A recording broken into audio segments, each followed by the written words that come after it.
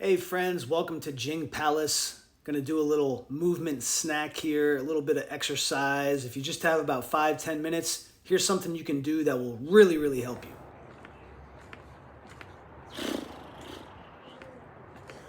Here you see me, I'm on a rebounder and I have the weight, it's 12 pounds right on the crown of my head. For you, if you're just starting out, you probably don't want to start with 12 pounds. You might want to do just your fingers interlaced on top of your head, or maybe use a basketball, something that's very lightweight or no weight at all.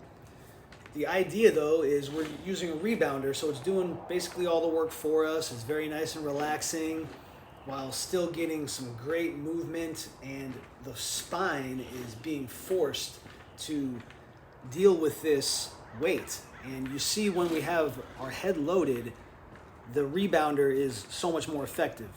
A lot of people talk about how these rebounders are so good because, it's get the lymphatic system moving and etc., etc. I think the real reason why these rebounders are so effective is because what it forces the spine to do. And here you see me, I am doing what we call third eye to the sky now. I put the weight more on my forehead or toward my third eye. I'm extending my neck back, looking up at the sky and sticking my tongue out as I breathe all the way out like a lion.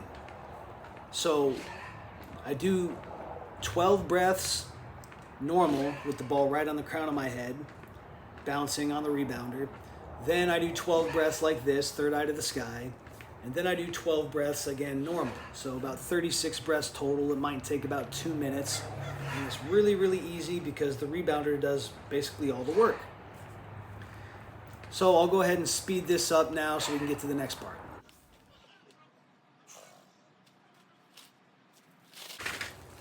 And this next one is probably my favorite single exercise in the world. I call this medicine ball ballet.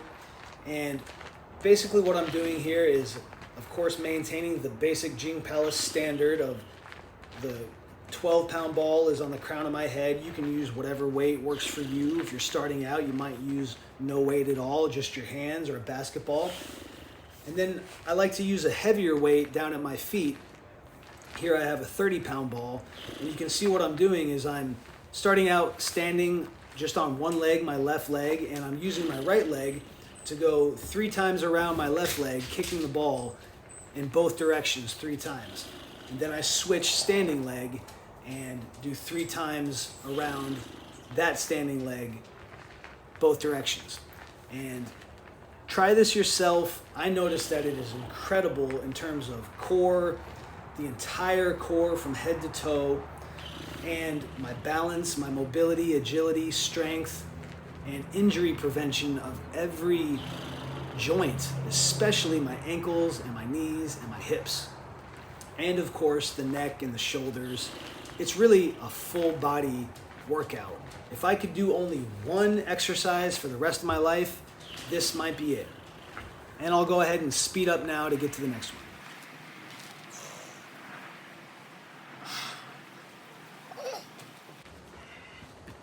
After Jing Palace Ballet, I moved to the frog squats. And here you can see I start out with the weight in my hands. And I get down really deep into my squat and really take about 12 breaths here to deepen the bottom of my squat and really feel my pelvis and everything relaxing down deep.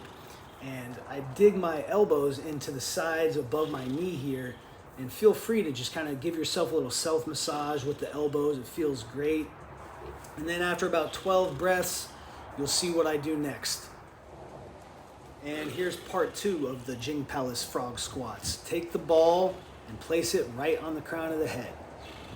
Here we are really working the whole thing, and you can see that it requires having perfect posture to do this, and it really helps the whole squat become in perfect alignment when the weight is on the crown of our head.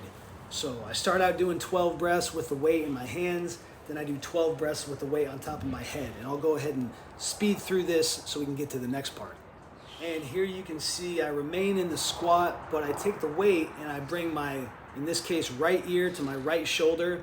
Let the right shoulder really collapse down and relax, and put the weight on the left ear.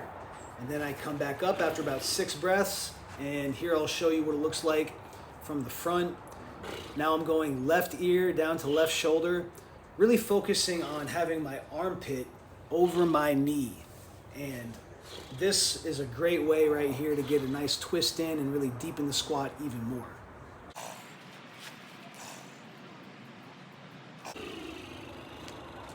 So after about 36 breaths total in the squat, then I go to standing. And of course you want to go nice and slow if you're just starting out. After standing for a breath or two in the center, then I go into a forward fold, which really works everything in the back line so much. And here you can see from the side, I'm pushing the weight up to the sky, doing my best to push this 30 pounds up to the sky, using all the muscles of the deepest muscles of the back of my neck. And really it's engaging my entire back line, especially the glutes and all of the back. Then you can go down into a forward fold if you want at any time. And here you see after about 12 breaths of doing just a simple halfway lift, I go all the way down into what we call a tiny ball pose. And here in tiny ball pose, I'm really working on that connection between my armpits and my knees. So I really want to feel my knees going deep into my armpits here.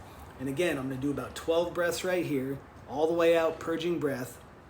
And then when I'm done, I'm going to go up slowly, one vertebrae at a time. And then the head is the last thing to come up with the chin tucked into the chest. At the end, it will come up into the full standing pose.